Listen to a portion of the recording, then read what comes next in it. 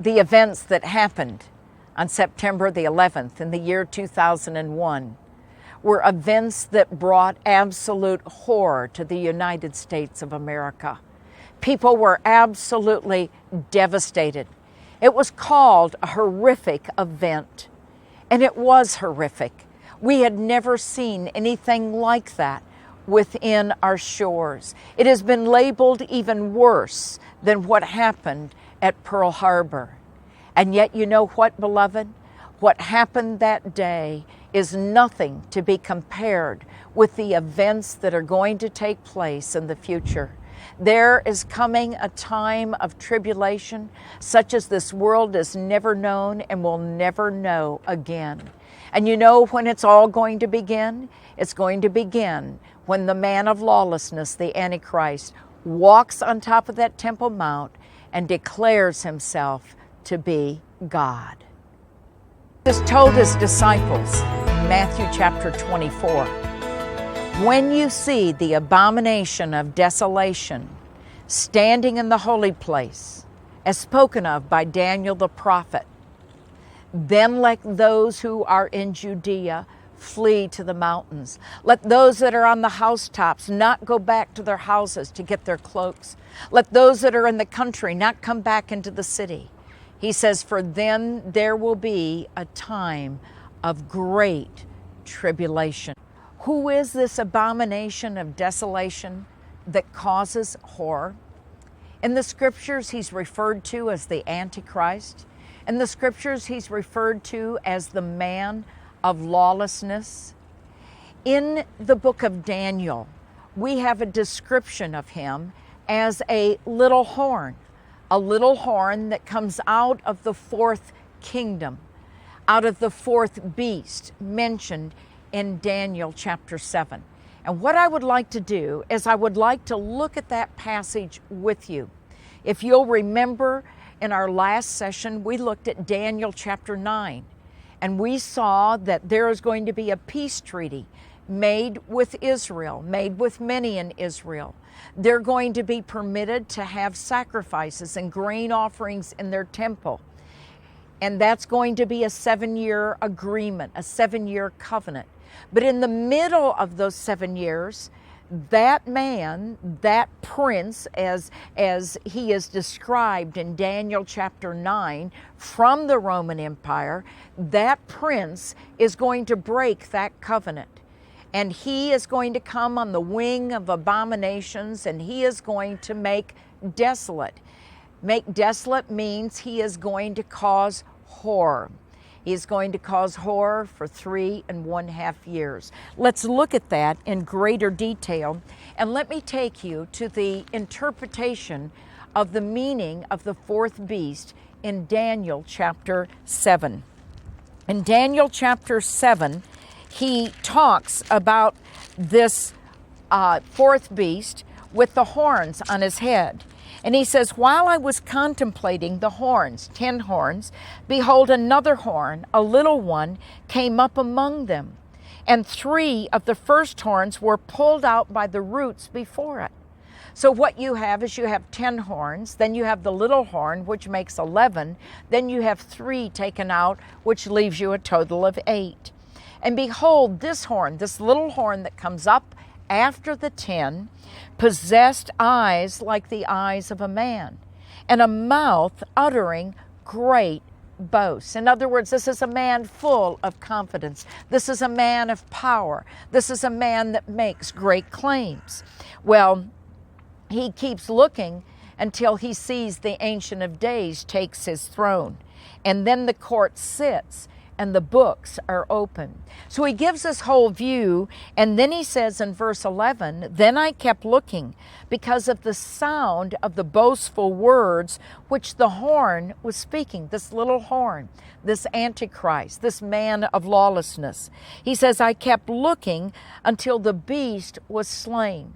The beast is this governmental power that has 10 kings involved in it, 10 separate like nations or entities or divisions of this nation, some of them weak, others of them strong, some of clay, some of iron, as we see in Daniel chapter 2.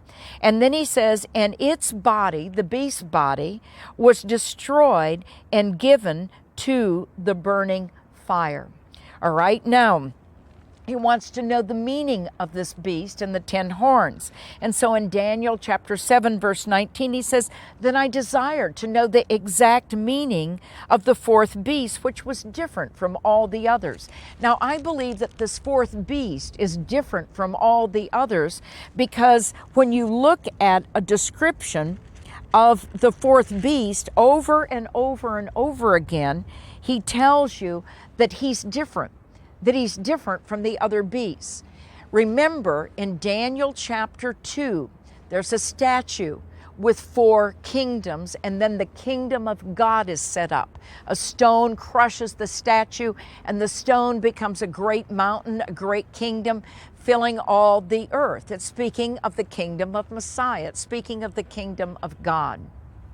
All right, that the fourth part of that statue is legs of iron and feet and toes of iron and clay. 10 toes on the feet of that statue. All right, now, those 10 toes are parallel to the 10 horns of the fourth beast in Daniel chapter 7. Those 10 horns have another little horn. Imagine my head coming up among them, having eyes like the eyes of a man and a great mouth, making boastful boasts, just boasting and boasting and boasting. All right, he says, I want to know the meaning of those 10 horns. I want to know the meaning of that little horn. What makes this beast different? Well, I think it makes it different in that it's the Roman Empire, which now does not exist, and then the Roman Empire, so to speak, is revived, and it could be that all the nations of the earth then, because the Roman Empire basically ruled the earth at that time, that all the nations of the earth come together in a coalition, a loose coalition. And out of this coalition, out of these 10, all the groups of all the nations of the earth, let's say, or 10 nations that are here in Europe, that out of them comes another ruler. All of a sudden, he emerges out of this. And so he wants to know the meaning of this. And he says, and this is the thing that I want you to get, it was different than all the other beasts. And I think it's different in that it is a revived kind of world ruler that we haven't seen since the Roman Empire. And it says, and he wants to know the meaning of the 10 horns that were on its head, on the head of the beast. And the other horn, which came up, and before which 3 of them fell, namely that horn which had eyes. Got it? There are eyes behind this, but it's glary up here on the Mount of Olives, and I can't, with my contacts, beloved, I just can't look at you without glasses. And he says, it had eyes and a mouth uttering great boasts, and which was larger in its appearance than its associates. In other words, this is a great, powerful person. And I kept looking, and that horn, that 11th horn, that little horn, was waging war with the saints and overpowering them. Now, who are the saints? Saints means ones that are consecrated, ones that are set apart. What is Israel? Israel is a people set apart. Israel are those that have been sanctified, set apart unto God for a special purpose. This is His chosen nation. This is His chosen people. These are the descendants of Abraham and Isaac and Jacob. These are the ones that God promised this land from Genesis 12 on as an everlasting possession. This is the nation from which came the law and the covenants, and which came the promises of Messiah, and from which came Messiah.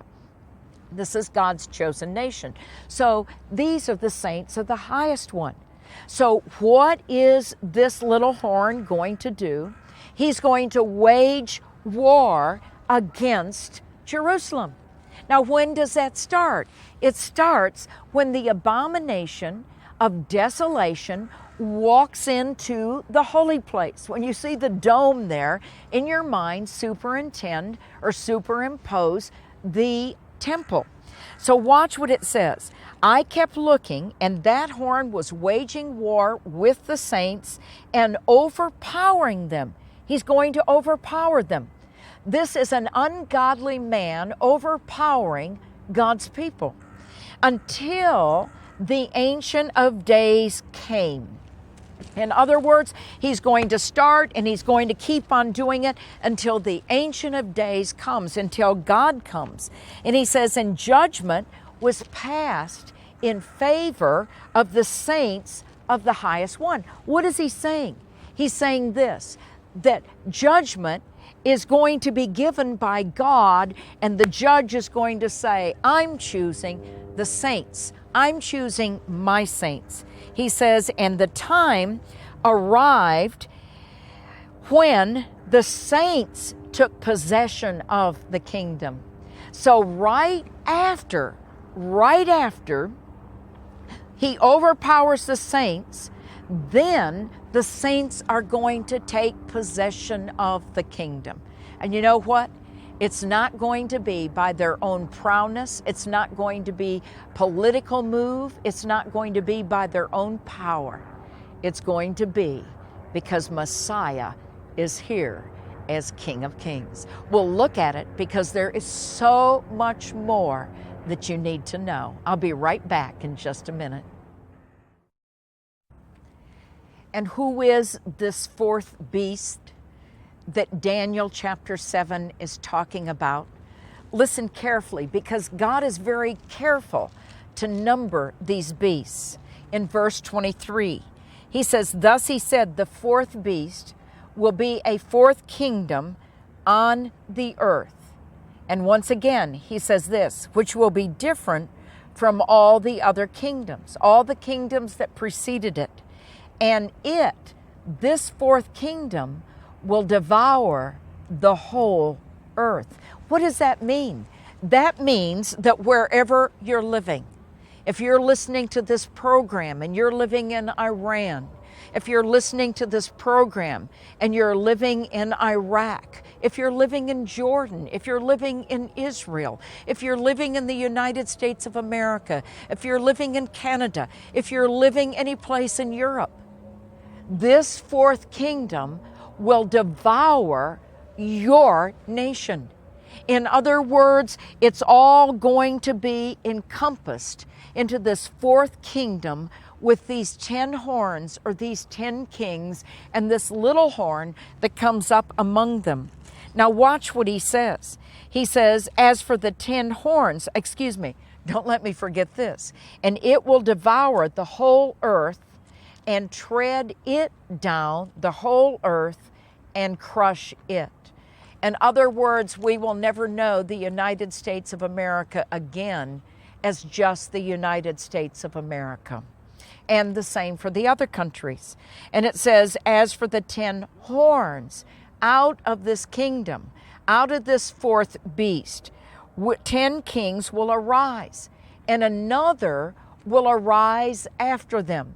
10 kings, 10 major rulers. They'll take the whole earth, so to speak, and divide it up into 10 segments of 10 kings.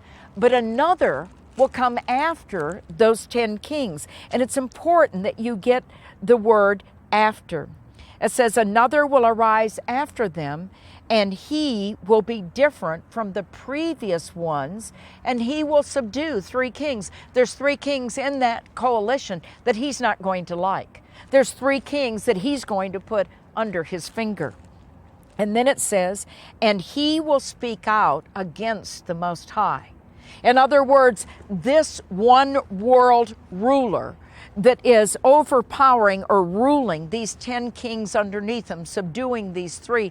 This one is going to take he's going to step forward and he's going to speak out against the Most High God. Now listen, if he speaks out against the Most High God, he's going to speak out against the one who is being worshiped in that temple, because it is the Most High God. So if he comes against the Most High God, you can know this: he's going to come against the people of the Most High God. I mean, if we think that we have seen discrimination against the Jews, if we think that we have seen people oppress the Jews and hate the Jews simply because they are Jews, it's going to happen again. And it would happen to anyone who believed in God. And so the people that are living then, that come to believe in Jesus Christ, will be under his oppression also. So it says that he will speak out against the Most High and wear down the saints of the Highest One.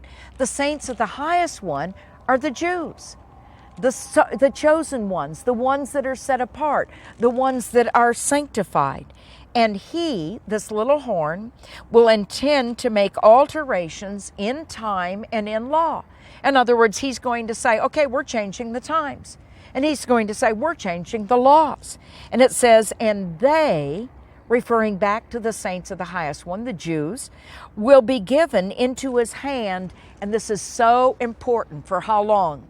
For times, which is 3, and half a time. I don't know how to do that for you this way. All right, so it's for times, and half a time. For 3 and 1/2 years. Times, and half a time in Jewish reckoning are 3 and 1/2 years. Now does it begin to fit together?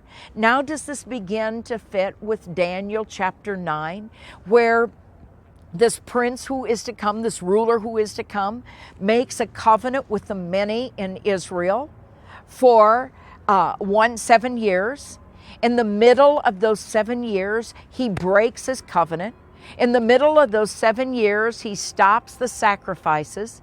He stops the grain offering. He brings those to an end. And when he brings those to an end, then you have 3 and 1/2 years left. Time, and half a time. So watch what it says. It says, they will be given into his hand for times, and half a time. Daniel 7:26. But, and I love it, the court will sit for judgment, and his dominion, the Antichrist dominion, the little horn of Daniel, the man of lawlessness, is so called in 2 Thessalonians chapter 2, his dominion will be taken away, annihilated, and destroyed forever.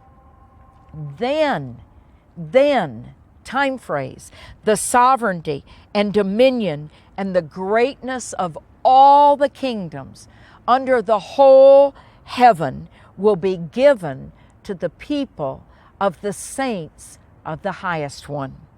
And his kingdom will be an everlasting kingdom, and his all dominions will serve and obey him. In other words, what's going to happen, beloved? The kingdom of heaven is going to reign on earth. It will all be over then for all the other nations of the world, because the king will be here. Now in Daniel chapter 12, as this book comes to a close, Daniel wants to know how long will it be until these things take place? So he's asking, okay, now I've seen all these revelations. You've explained this to me in detail. And what he does in Daniel chapter 10 through Daniel chapter 11 is he gives them insight into the kings and the kingdoms that are going to arise, that are going to affect Israel. The kings of the north, which would be up where Syria, Lebanon is, and the kings of the south, which would be down where Egypt is. And so he lets them know what's going to happen from the time of the Medo-Persian Empire all the way through the reign of Antiochus Epiphanes. Antiochus Epiphanes was a king of the north who set up an abomination of desolation in the holy place. He did this in what we call the intertestament period between the book of Malachi, time-wise, and the book of Matthew. And Antiochus Epiphanes went in, desecrated the temple that had been rebuilt. He put up a statue of Zeus. He offered a sow. He had a sow offered on the altar. And so then what you had is you had the temple desecrated. And that happened until there was a cleansing of the temple and the lighting of the candles. And that's where we have the celebration of Hanukkah, when you have a menorah and you have 8 candles on it instead of 7, because the oil lasted for 8 days. That's just a throw in on the sidelines. But let's go now to Daniel chapter 12. In Daniel chapter 12, he says, "How long will it be until the end of these wonders? And I heard a man dressed in linen who was above the waters of the river, as he raised his right hand and his left toward heaven.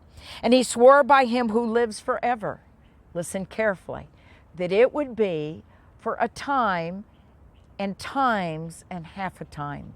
In other words, once again, he's pointing to the 3.5 years that precede the coming of the Son of Man to take his kingdom and to reign as King of Kings. So this is what he says. He says, "It will be for a time, times, and half a time. And as soon as they finish this fourth beast, shattering the power of the holy people, breaking Israel, breaking Jerusalem, all these events will be completed." He says, "As for me, I could not understand. So I said, 'My Lord, what will be the outcome of these events?' And he said to me, 'Go your way, Daniel, for these words are concealed and sealed until the end time." Do you know what? We now understand them. We're at the end of time. He says, "Many will be purged and purified and refined, but the wicked will act wickedly, and none of the wicked will understand. But those who have insight will understand." I want to ask you a question, beloved. How does all of this hit you? Does this begin to make sense? Are things clicking in your mind? Are you saying, "I don't understand it all, but I'm beginning to understand it"? Or are you listening to it and saying, "That crazy woman, that's a crazy woman. She's absolutely insane"? And you go on with a wicked lifestyle. You go on in your rebellion against God. You go on living as if there is no right and there is no wrong and there are no absolutes and you can do as you please. What does God say? That there will be a time of purification and refining for those that have understanding. But the wicked, what are they going to do? They're going to keep acting wickedly.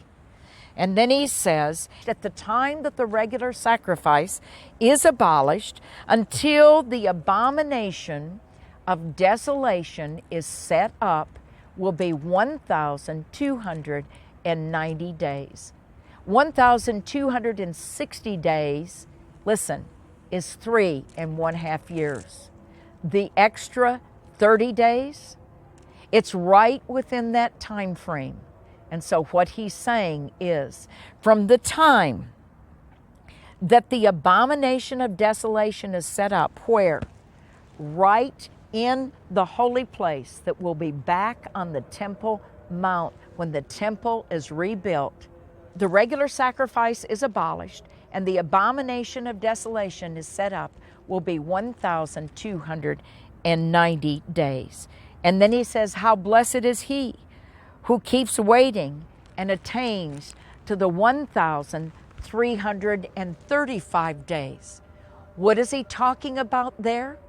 What is yet to happen? What's going to happen in this valley of Jehoshaphat?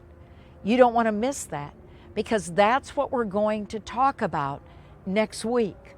Multitudes in the valley of decision. Now listen to me, precious one. Listen to me carefully.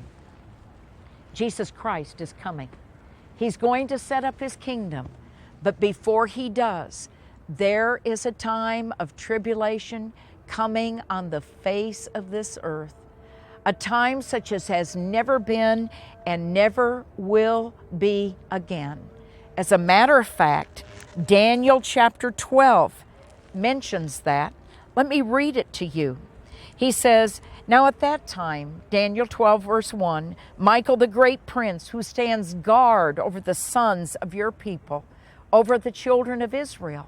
Israel has a guardian angel, and his name is Michael, "will arise, and there will be a time of distress such as has never occurred since there was a nation until that time. And at that time, your people, everyone who's found written in the book, will be rescued." A time of tribulation such as has never been, that will last for 3.5 years. You don't want to be part of that. So have understanding, listen, and learn, beloved. Study God's Word, precept upon precept.